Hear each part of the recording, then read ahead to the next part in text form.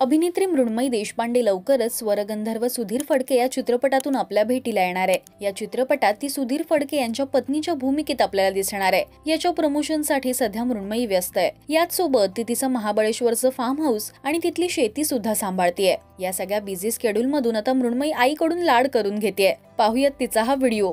खूप जास्त दमल्यानंतर खूप जास्त प्रमोशन्स, मुंबई, पुणे, मुंबई, कोल्हापूर, सांगली, कुठे कुठे कुठे कुठे फिरल्यानंतर सगळ्यात जास्त कुठल्या गोष्टीची गरज असते? Is the solution.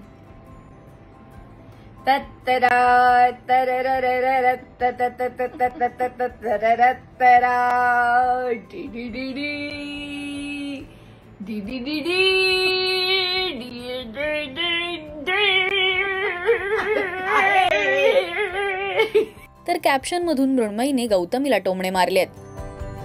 तर गौतमीने सुद्धा कमेंट करत त्याला उत्तर दिलंय। तुम्हाला मृण्मयीचा अभिनय आणि या बहिणींची धमाल पाहायला आवडतं काय? आम्हाला कमेंट्स मधून नक्की सांगा। मराठी सिनेविश्वातील बातम्या, अपडेट्स आणि गॉसिपसाठी तुम्ही सबस्क्राईब करा राजश्री मराठी।